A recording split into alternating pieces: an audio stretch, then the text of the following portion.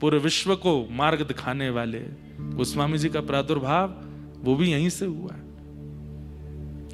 कालिदास, नाम सुना है सबने, कविराज कालिदास। एक विद्वत्तमा नाम की एक विद्वान स्त्री थी, उसने पूरे भारत को चुनौती दी थी, अगर शास्त्रार्थ में कोई मुझे हरा देगा, जो हराएगा मैं उससे ब्याह करूंगी। और इतनी सुंदर थी वो कि उसको देखने के लिए लोग खड़े हो जाते थे मार्ग पर। लेकिन विद्वान इतनी थी कि कोई भी उसके पास जाता, धन दौलत आदि सब समर्पित करता, वो कहती ये सब नहीं, शास्त्रार्थ करो, अगर तुम हारे तो तुम बाहर चले जाना, अगर जीते तो मैं सदा के लिए तुम्हारी दासी, तुम्हारी पत्नी बन जाऊंगी, ब्याह कर लूंगी। लेकिन विद्वत्तमा इतनी विद्वान थी, उसने सबको हरा दिया।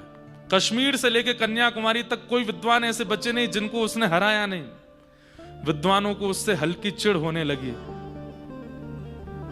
और सब जगह हरा करके और हंसती हुई व्यंग में कहती हुई जाती। अच्छा, उसका एक नियम और था कि वो जिस नगर में जाके जिन विद्वानों को हराती, वहां के विद्वानों को कह देती, अब मैं अगली बार जब आऊंगी तो तुम सब मेरे सामने हाथ जोड़ करके खड़े रहोगे, मेरे चरणों की वंदना करोगे, पूजा करोगे। ऐसा ऐसा उसने नियम बना रखा था। बड़े बड़े विद्वानों को हरा दिया। विद्वानों ने सोचा अगर इसका ब्याह किसी महामूर्ख से हो जाए तो ही हमको शांति मिलेगी। अब तो इसका ब्याह किसी महामूर्ख से होना चाहिए। ढूंढो, मूर्ख नहीं, महामूर्ख, बिल्कुल बुद्धि से ऐसा हो कि बस कैसे भी कर। बोले ब्याह होगा कैसे? बोले वो होगा कैसे भगवान जाने, हम तो रोज आराधना करेंगे, इसका ब्याह ऐसे से ही हो। इतने ब्राह्मणों का हृदय दुखाया इसने। ब्राह्मण निकल पड़े ढूंढने के लिए कि कहां मिलेगा हमको ऐसा बेगला आदमी। तभी उन्होंने देखा कि एक पेड़ पर एक आदमी डाल काट रहा है और जिस डाल पर बैठा उसी को काट रहा है। बोले मिल गया, यही है विद्वत्तमा का पति। अगर विद्वत्तमा का इससे ब्याह नहीं हुआ तो हम लोगों का जीवन निरर्थक हो जाएगा। हमें जन्म लेके भगवान की प्राप्ति नहीं करनी, बस एक ही काम करना है, इसका ब्याह विद्वत्तमा से हो। उस आदमी को पकड़ करके ले गए और विद्वत्तमा को पत्र लिख करके भेजा कि एक बहुत बड़ा विद्वान मिला है,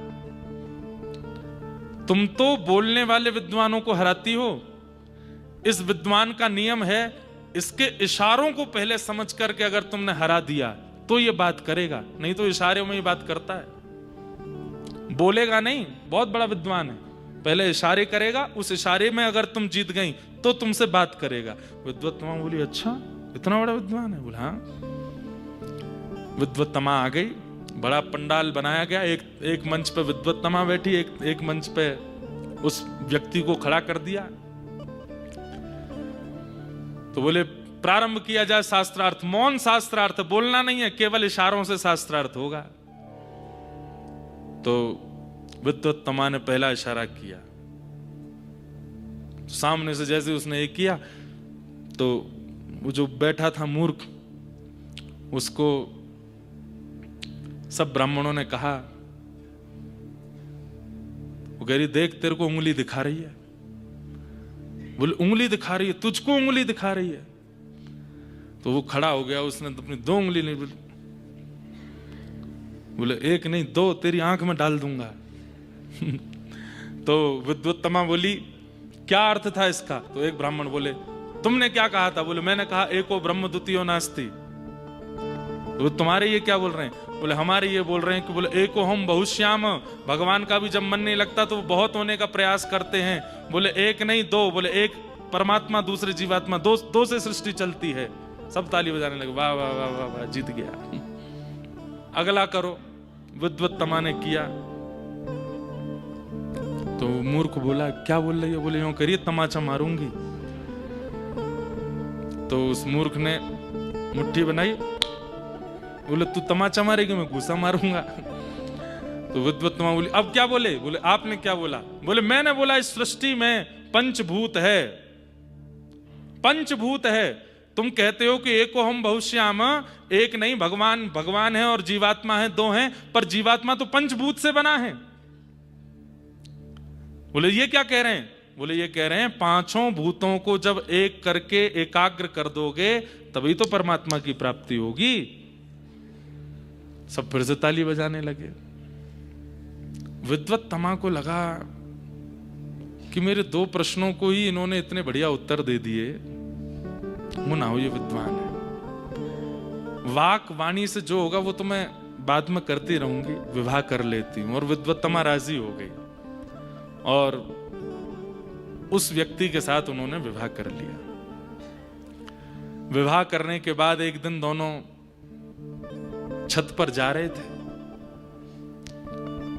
तो विद्वत तमा चढ़ रही थी ऊपर, उसका वस्त्र बहुत भारी था तो धीमे धीमे चढ़ रही थी। तो कहना तो था सर्प सर्प सर्प जल्दी चलो, पर अब ये तो मूर्ख ही थे तो वो सप सप सप सप बोले, हैं सप, ये क्या बोले? तब विद्वत तमा ने दो तीन बातें उनसे करी तो वो तो पता चला कि अरे ये तो विद्वानों ने मेरे साथ छल कर दिया, ये तो कुछ नहीं जानते, इनके साथ मेरा विवाह। प्रेम पाश में बांध करके ऊपर ले गई और थोड़ी प्रिय प्रिय बातें करने लगी और एक कोना था वहां ले जाकर के बोले अच्छा तो तुम मुझे कहाँ घुमाने ले जाओगे? बोले मैं कहाँ खेत में ले चलूंगा तुमको, हमारा खेत है वहां पे तुमसे न्यार कटवाऊंगा, तुमसे ये करवाऊंगा। वो तो मूर्ख है। अच्छा, बात करते करते किनारे छत पर ले गए और वहां से धक्का दे दिया।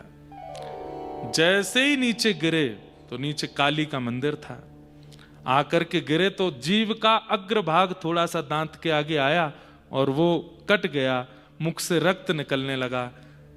एक जीव को अपने सामने ऐसे पड़ा देख और रक्त रंजित देख मां काली स्वयं को रोक नहीं पाई। सहसोच्चाट देवी भद्रकाली प्रकट हो गई और प्रकट होकर के बोली, वरदान मांगो, क्या चाहिए? तो कहना तो चाहते थे कि विद्वत तमा ने मुझको घेरा, विद्वत तमा, लेकिन जीव कटी होने के कारण विद्वत तमा स्पष्ट ना निकल करके विद्या दे मां प्रकट हुआ। काली ने हस्त फेर दिया और पूरे विश्व को कालिदास प्राप्त हो गए। वही कालिदास बने। कालिदास कैसे बने? खरवत पाद ताड़िता, जैसे ऐल बने। इसमें आप लोग अर्थ में ये मत लगा लीजिएगा कि जब पत्नी ताड़ना करे तो ही बनेंगे हम कुछ, ऐसा अर्थ नहीं है। यहां पर पत्नी या स्त्री से हमारा संकेत नहीं है, ठाकुर जी का भी संकेत नहीं है। ठाकुर जी संकेत कर रहे हैं विषय का। बोले जब विषय आपको, आप विषय के पीछे भाग रहे हो, आप भोग के पीछे भाग रहे हो और वो भोग अपना असली रूप दिखा करके आपको ताड़ित करेगा तो ही जीवन में वैराग्य आएगा, या फिर दूसरा सत्संग से आएगा।